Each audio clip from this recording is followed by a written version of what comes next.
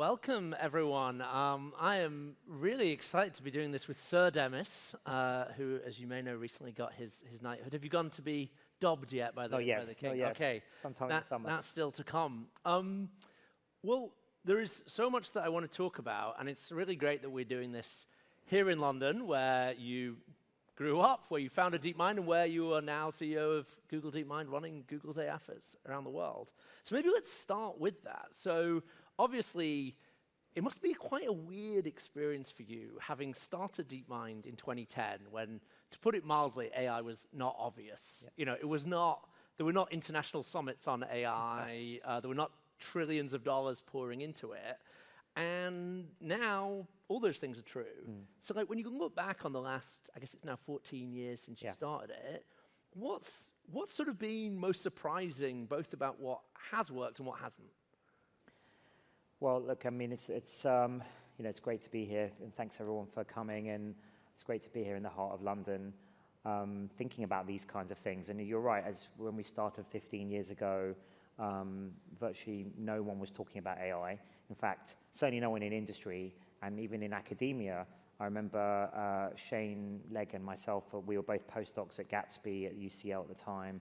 We couldn't really tell our professor because he would have just definitely, at best, laughed us out of the room. At worst, sort of thought we'd sold out, you know, and gone away from research. And what I was trying to do was show that cutting-edge research could be done in a company, deep research.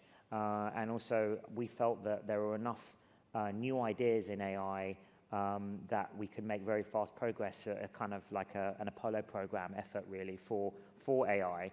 And I've been thinking about it for actually at least 15, 20 years even before that. But I felt that around 2010, I could see we had the right ingredients. So, you know, deep learning, or well, they're called deep belief networks, actually. Jeff Hinton and co had just sort of invented some foundational papers in 2006, 2007, but it hadn't been really widely adopted yet. GPUs were becoming sort of widely available, and we had some understanding of neuroscience and how the brain's algorithms worked. And bringing that all together was what made us feel like, you know, really fast progress could be made. And what was your starting point back then? Because it wasn't, I mean, today there's lots of people, actually not that many people because it's so expensive, but there's some people that are like, oh, you know, we're going to build an LLM, we're going to raise, you know. Sure. But that wasn't on the table then. Where did you start? Yeah, we were just trying to scrape together, frankly, you know, our first seed round. It was almost impossible. You know, I didn't pay myself a salary for first couple of years, things like that. But we knew, you know, this was our life's work, and certainly been my life's work, and I felt that finally maybe the time had come. So it was so exciting to try and get that going, and we managed to find enough people to just get the seed round done and actually just start making progress towards this overall goal, which seemed monumental at the time. We had a kind of 20-year roadmap.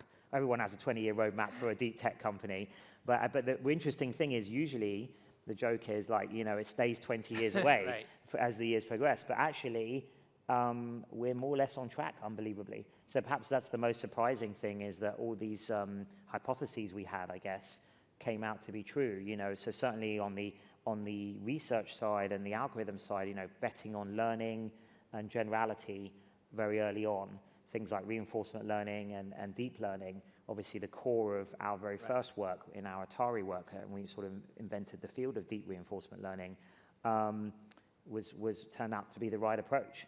And then we also knew that if it did work, it should become the biggest thing ever, because you should be able to apply this kind of general intelligence to almost any field, you know, any field of human endeavor. And I think what's happened in the last couple of years is everyone has sort of realized that now, what, you know, we knew maybe 20 plus years ago. So a lot of people will have seen or heard about some of the stuff you demoed last week at Google I/O. But from your perspective, like, what were the highlights? What is AI capable of today? Well, look, I mean, it was a fantastic event, and it was very exciting. For me, the highlight was probably this thing called Project Astra that we showed, which is our vision for what I'm calling a kind of universal assistant or universal AI agent could be like, and how it could help in your everyday life. And the main key thing about it is its multimodality, so its ability to understand all the different modalities we operate in as human beings in the context we're in. So I think that was what's missing from the language agents, is they didn't understand the context, the spatial context you were in, and the environment you were in. So they can only be, that limits their usefulness in the end. And we always had this vision of something that could understand the world around you through vision, you know, eventually audio and all the other sensors as well. And that's why we built Gemini, our large model, to be series of models, to be multimodal from the beginning, able to cope with any kind of input and eventually produce any kind of output. And that's I think the vision that we have for maybe the next year or two of having truly smart assistants, which I think you know, will be a pretty big game changer.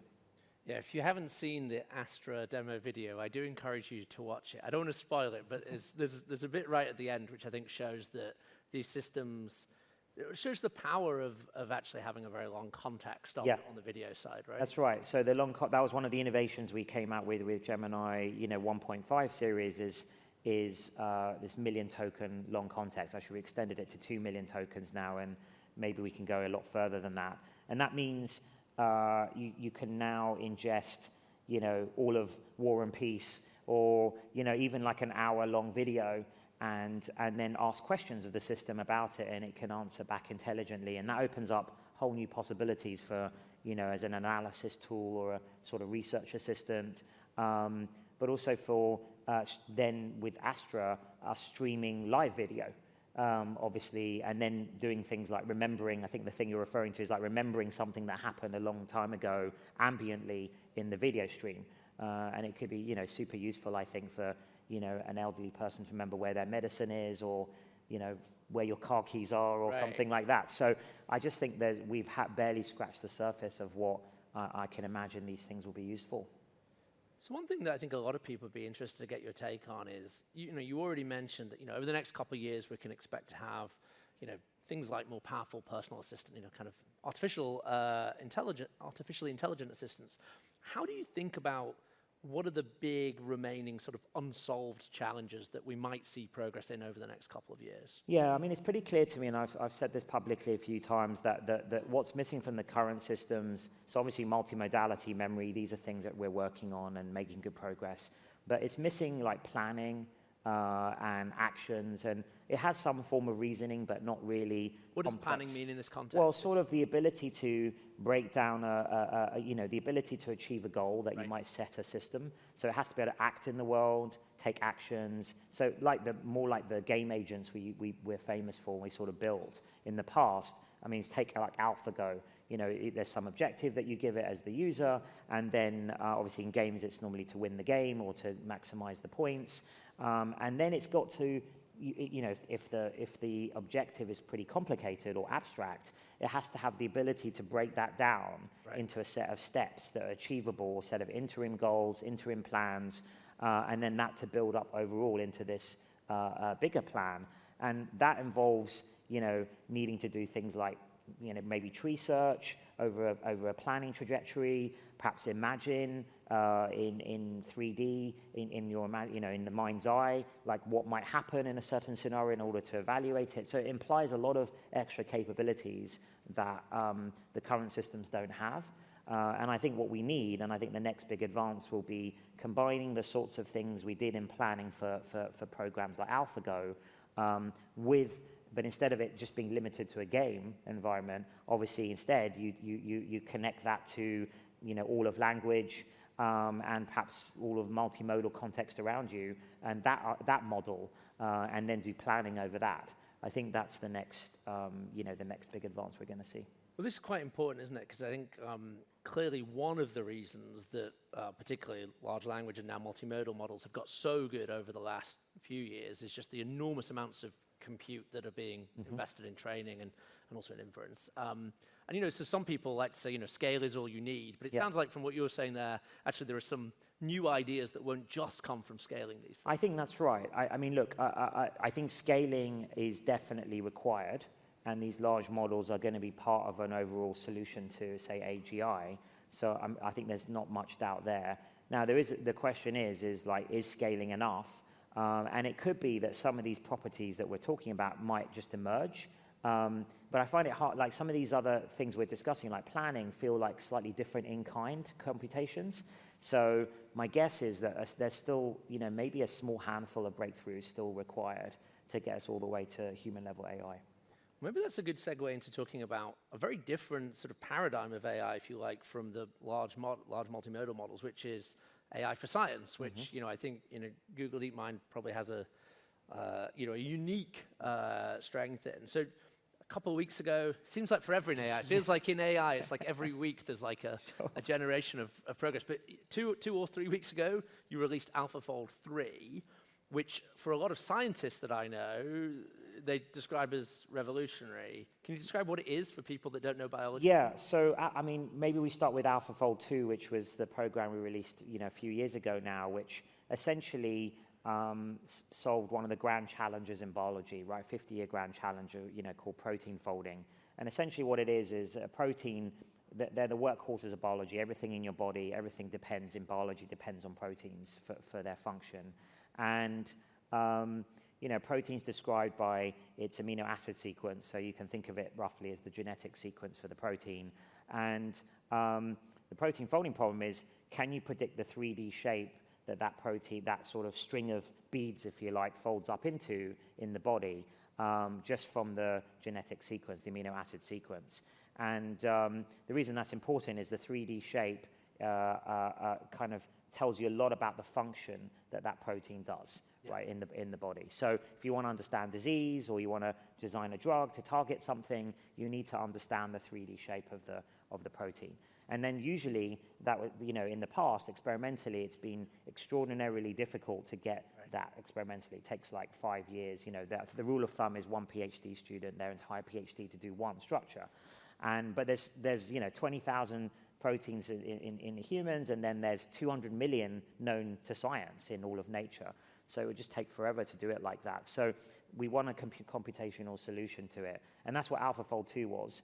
And sort of essentially solved that problem. And then we spent a year folding all 200 million proteins. So that would have taken, equivalent of like 1 billion years of, PhD time, which is incredible, done in 1 year. So that's, I think, the power of computational methods. And then AlphaFold 3, which we just released, as you said, last couple of weeks, takes that one step further now. And biology is not a static system, right? It's a dynamic, emergent system. And so to really understand biology, you want to understand the dynamics. So in effect, AlphaFold 2 was the static picture of a protein, and then AlphaFold 3 now allows you to understand how proteins interact with other biomolecules. So of course, other proteins, but also strands of DNA, RNA, and also things like ligands, chemical compounds, effectively useful for like drug discovery. So it's sort of another huge leap. And where we're going with this is eventually I would love to model an entire virtual cell, the workings of an entire virtual cell really accurately, so that one could do experiments in silico on the cell, the virtual cell, and that would be informative of what would actually happen in the real lab. And so what do you want to do with this? Because I think everyone here will have obviously heard of DeepMind, but they may be less familiar with isomorphic labs. What is isomorphic and what's your plans? Right, so we span out isomorphic after AlphaFold 2 was done, and the idea was always the reason we were interested in protein folding is eventually to revolutionize the way we design drugs.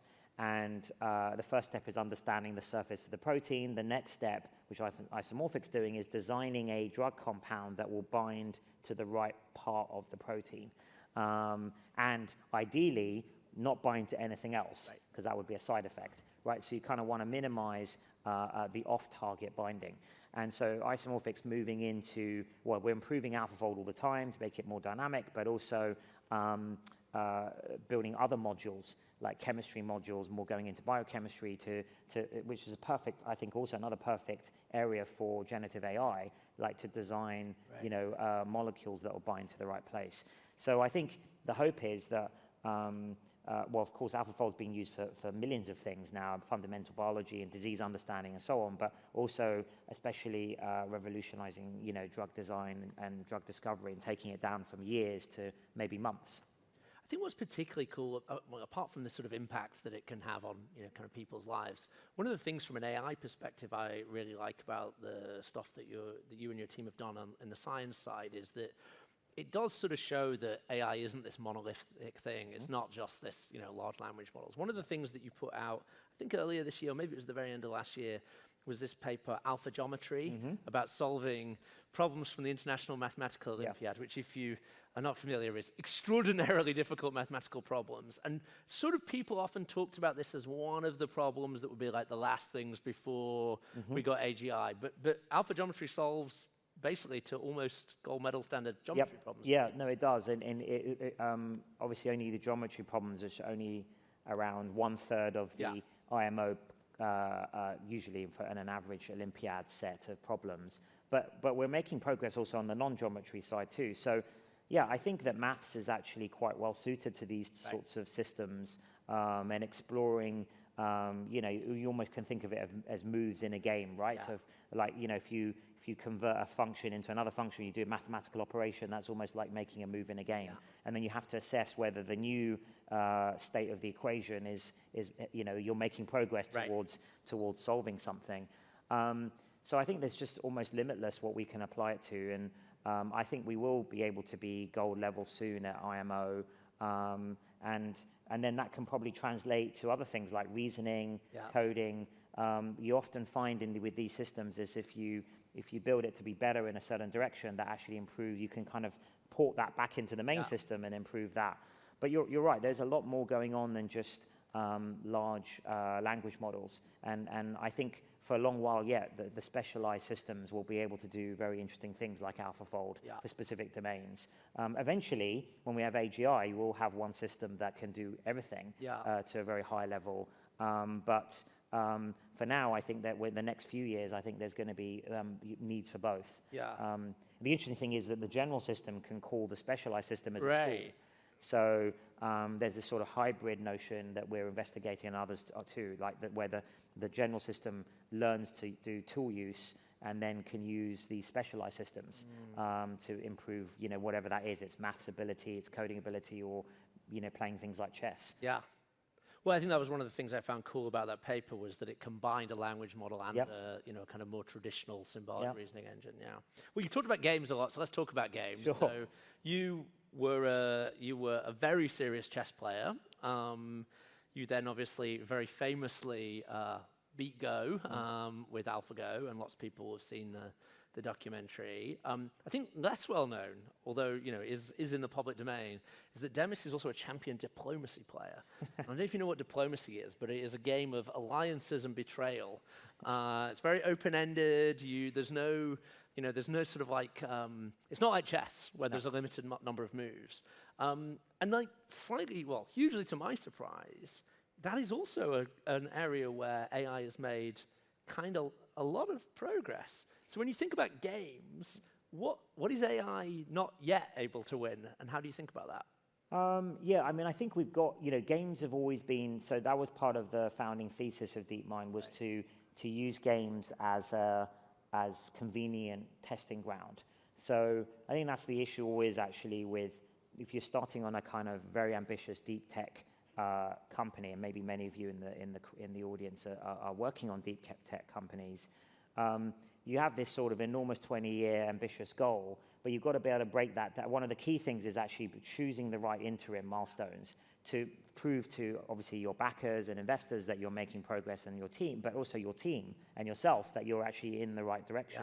And I think we did that. That's one thing we did well with DeepMind is pick the right kind of interim goals, whether that's Atari game, Go, or protein folding.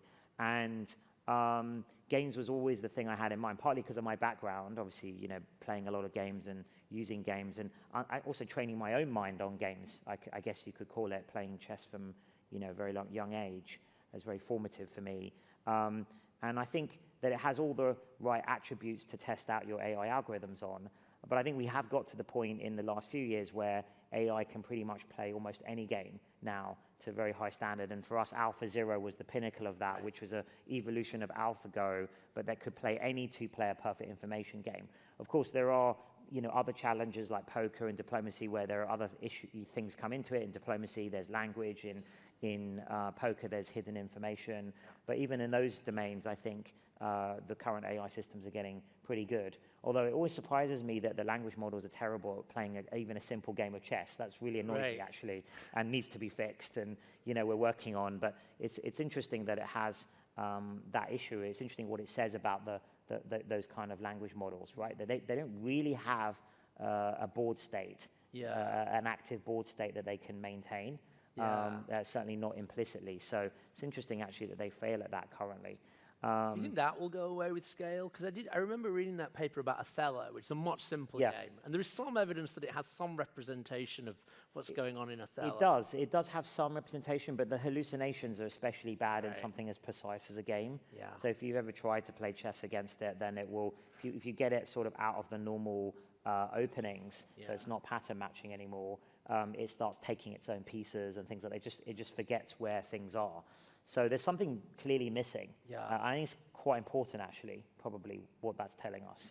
So I think that's, going back to your earlier question, that's a big hole in the capabilities of our current systems. I'm sure it will get fixed, but it suggests to me something's missing. Something missing. Not just scale. You touched on a topic I wanted to dive into a bit, which is entrepreneurship, and especially entrepreneurship in the UK. I mean, when you started DeepMind, there were very few people actually starting companies in the UK relative to today, and certainly deep tech companies like that. You ended up having to raise a lot of your capital from outside the UK. What's your take on where the UK is today as an entrepreneur? Well, my feeling is it's like night and day from how it was back in 2010. It was hard to start anything, but especially I think it was really hard to start a deep tech company. Very little understanding of that in the UK investment community, and and also appetite for funding something that potentially would have that longer payoff. Even though obviously the payoff would be enormous. So I did end up going to the US to find, actually even there, it wasn't really the VCs, it was more individual entrepreneurs who had made it themselves and understood what a journey like that would be like, that were backing it. But the one reason I stayed in the UK was, I mean, firstly, obviously I love it here, growing up here, but I do think we have an enormous talent here, always have. I mean, I don't know how many, it's like 3 or 4 of the top 10 universities in the world are in the UK, and it's always been that way. And so we produce amazing talent. And then I used to think, and then one reason I started in DeepMind in London was that, if you didn't want to go back then, if you didn't want to go and work for a hedge fund, and you say you had a PhD in physics from Cambridge or something, then there weren't that many options, and you wanted to stay in the UK. Totally. So I felt there was a sort of, competitive advantage by being here and actually making the most of that talent pool almost unopposed in the UK, and actually for most of Europe, if you look at the big technical university in Switzerland and Germany and so on.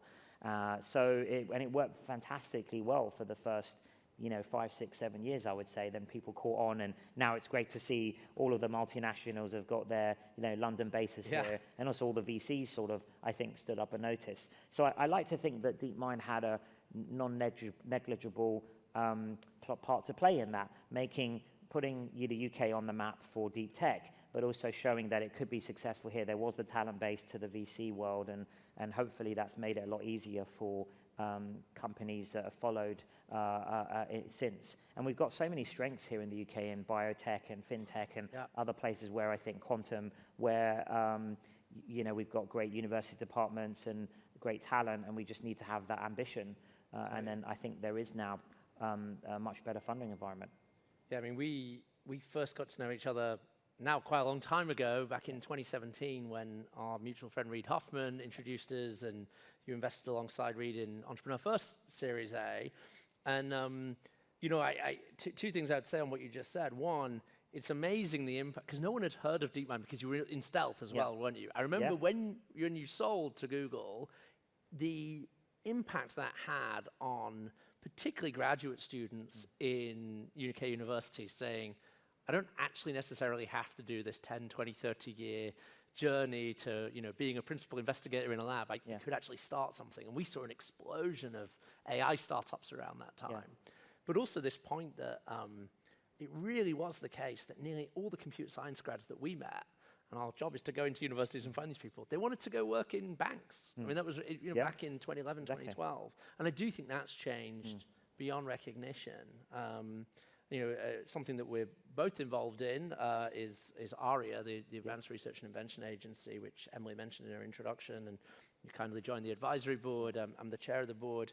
I think that is a great example of something where the UK is actually sticking its hand up and saying we're gonna go all in on not just being a software capital, but actually trying to do the really hard stuff that's going to change the world. How do you think about that stuff? Yeah, I think it's fantastic, and I think it's amazing what you've done with EF and encouraging these technical founders to start things.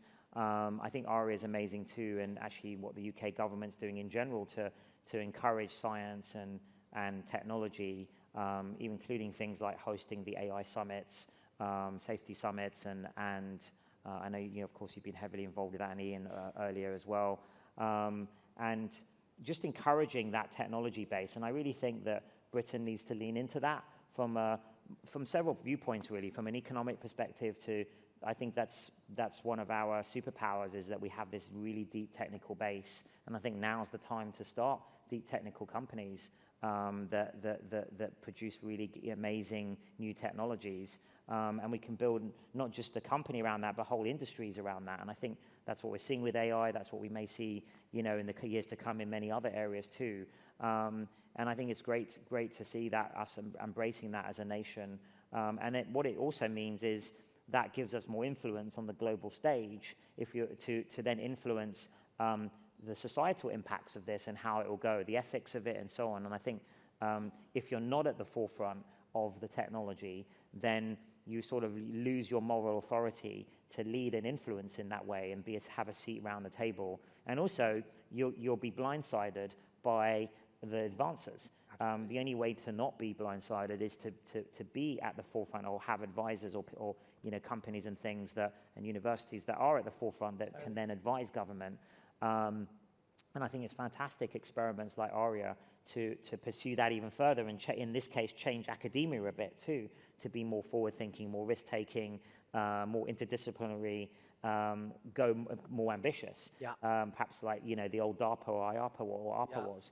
I think that's what it was modeled on, right? So, exactly. And of course they had that line. DARPA had that line in their founding mission, which was to avoid and create technological surprise. And this point that if you're not doing the science, you're not going to know what's coming. Well, I mean, look, I always imagine an alternate universe where timeline where Alan Turing is one of my all-time heroes, scientific heroes. But imagine instead of persecuting him, the government had unlocked all of the kind of secrets that were kind of way past their sell-by date, frankly, after the war with the Enigma machine and others. We could have had Silicon Valley and Manchester. Yeah. Right. If that's what should have happened, Turing should have been at the head of some new mega startup. I will say, just as a side note, because you've already mentioned the AI safety summits, when I was co-leading the work on the preparation for that last year, I went to China and went to sort of do the diplomatic work with them about them coming, which they did do. And honestly, I think one of the reasons that they were so engaged is that their Minister of Science and Technology also had Alan Turing as one of his heroes. Right. And we did this whole meeting in Mandarin in translation, and then he broke into English to tell me that he'd been to Alan Turing's house and to the Manchester Industrial Museum. So if that's not soft power, I don't know what is. Well, exactly. I mean, look, the UK. I've always said this about the UK. Obviously, we've got world-class universities today. I hope DeepMind and has helped to stimulate an AI industry here, and what the work people like you have done with the funding environment. But we've also got an incredible heritage with people like Turing and Babbage even before that, and we've always been at the forefront of this kind of technology, information theory. So I think it's sort of fitting that we're helping to be in the vanguard of that. So as you mentioned, there's now a lot of international interest in AI. Just today, I think you were on a call with a group of world leaders for the second AI Safety Summit, which has been hosted in the Republic of Korea. One thing that I've always admired about you and your co-founder Shane is that you've been very, very consistent in how you've talked about AI safety for long before anyone was talking about AI safety. How do you think about it today? Yeah, the reason we were thinking that from the very inception of DeepMind and even before, and then we've infused that into Google, and you know, you can see our original sort of ethics charter became, you know, was the first draft really for Google's AI principles, which you know, then became public several years ago, is that we plan for success. So we had this mad, you know, crazy ambitious scheme, roadmap for how AGI could be reached.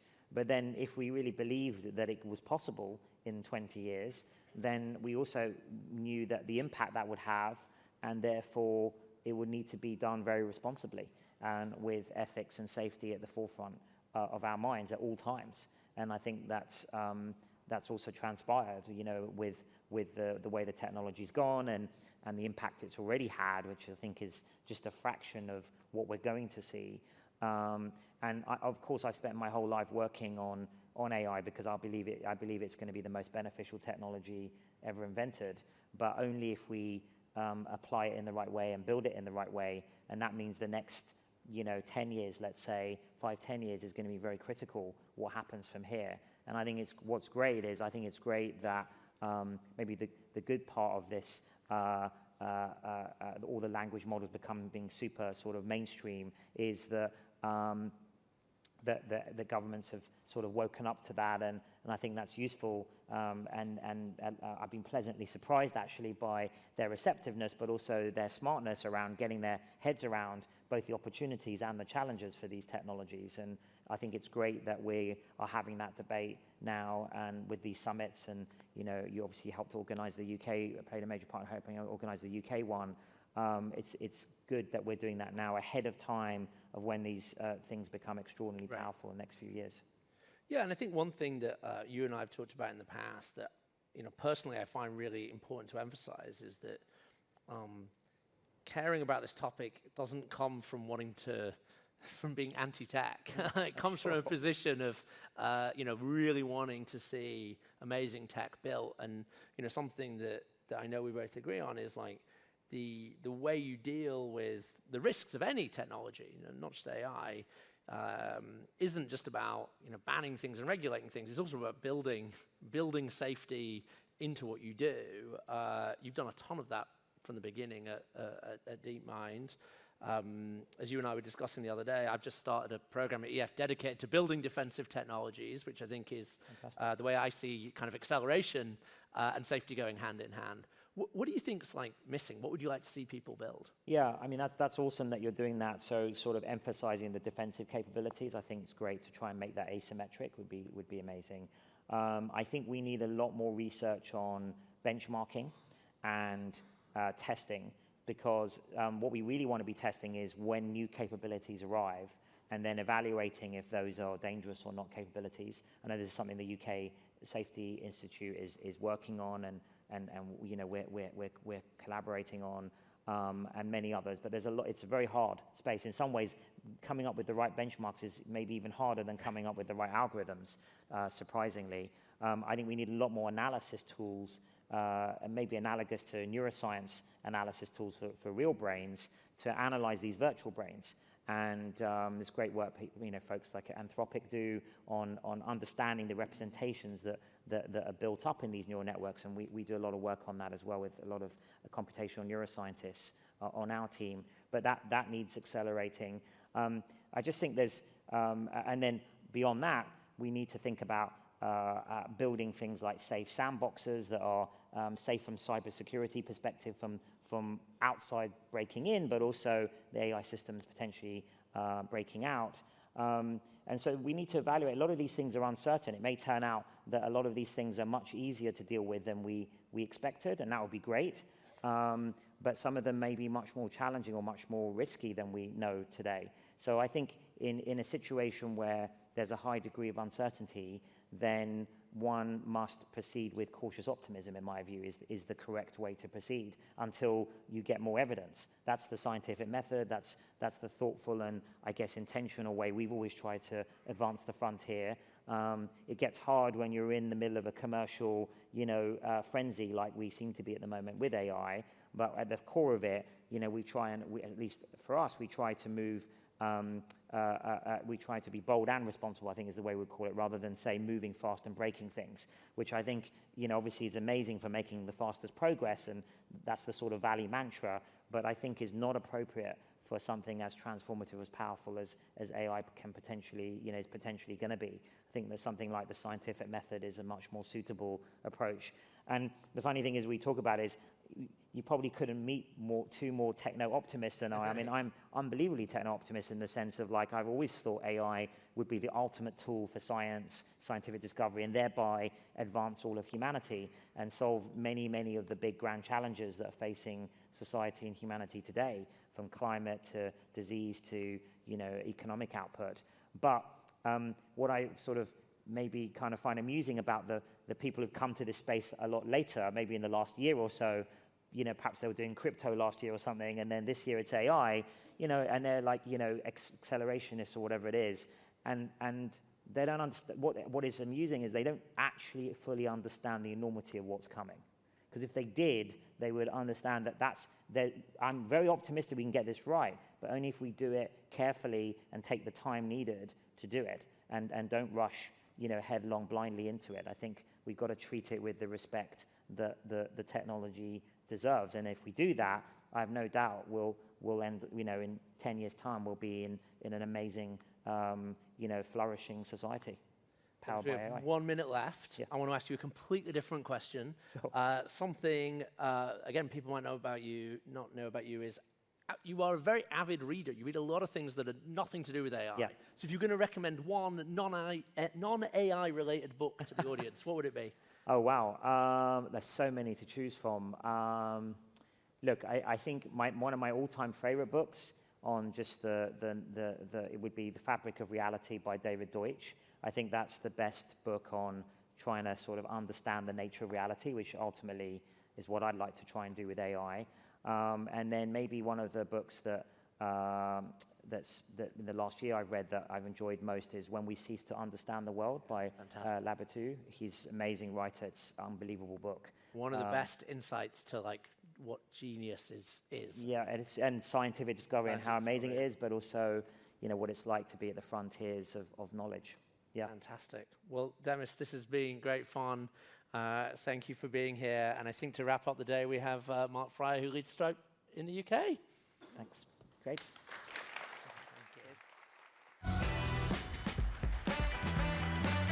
Thank you so much. That was wonderful. Thank you. Thank you.